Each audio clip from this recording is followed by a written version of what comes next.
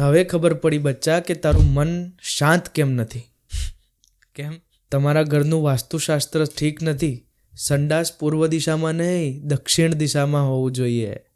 ધરમની અને સંડાસને લેવા દેવા શું છે પણ? બચ્ચા એકવાર સંડાસ સરખું કરાવી દે, બધી જ તારી માનસિક તકલીફો દૂર, હું ગેરંટી આપું છું. પાક્કું ને? જેને આવું કરાયું એનું મન શાંત થઈ જાય છે એમ ને? 100%. ગયા મહિને સાગરભાઈ પટેલ નામના માણસે આત્મહત્યા કરી. એ માનસિક ત્રાસથી પીડાઈ ગયા હતા અને એમના હાથમાં તમારી આપેલી 4 વીંટીઓ, ગળામાં પહેરેલી 2 માળાઓ અને એટલું જ નહીં, તમારા કહેવા ઉપર સંડાસની દિશા પણ એને બદલાઈ નાખી હતી. તમારી સાથે કામ કરતો ફોટો પણ છે. બાબા, ઓળખો છો અમને?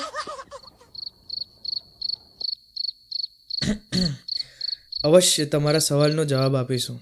એ પહેલાં તમારા ઘરનું બાથરૂમ યુઝ કરી શકું? હા, વાસ્તુશાસ્ત્ર ખરાબ છે અમારા સંડાસનું, તો તમારું મન અશાંત તો નહીં થઈ જાય? ના. હા, આ બાજુ જતા